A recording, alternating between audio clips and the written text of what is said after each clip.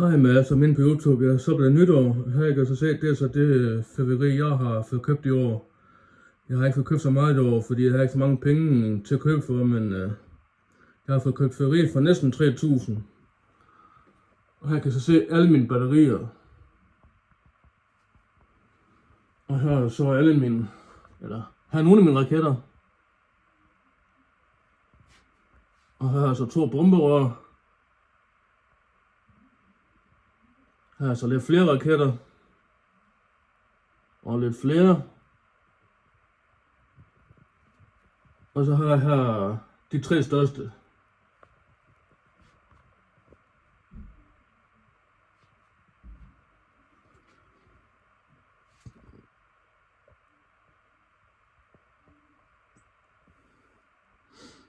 Og de er faktisk meget pæne, så jeg glemmer til at vise dem.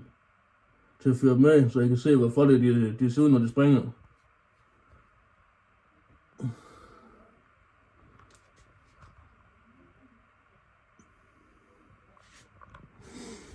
Og her har jeg så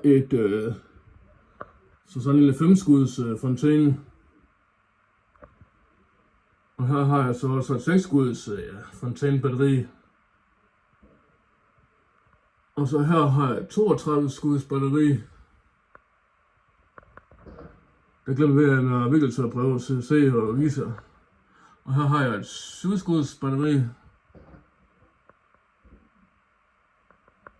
Her har jeg et 6, her er det, undskyld, et 8 skuds batteri. Ja.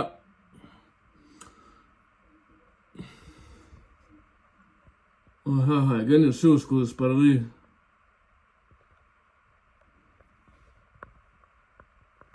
Og så her har jeg et 42 skuds batteri. Og så her har jeg et 31 skuds batteri her. Dem med de der sorte og grå streger der. Eller pinde. Og så her har jeg et 71 skuds batteri.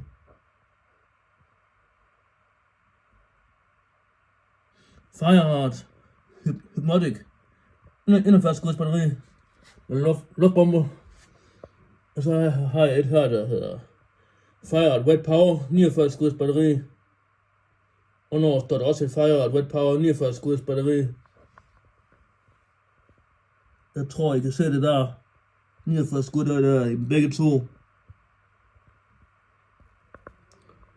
Og så har jeg her et Fireheart Metallic 61 skuds batteri, det står der. 61 skud. Og så har jeg her et hvad står der? Star Cluster. Et lille, men der er mange skud, der er 64 skud i, og det står her 64 skud. Jeg ser, det er lidt underligt, at man har så lille batteri, hvor der er hele 64 skud i.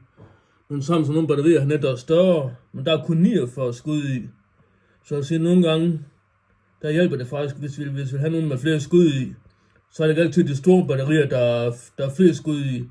For hvis vi køber de små batterier, så er det faktisk flere skud i dem, end der er de helt store. Og som man siger, småt er godt. Så ja, det var mit, jeg kommer med, så det var mit fyrværkeri, jeg havde vist i år.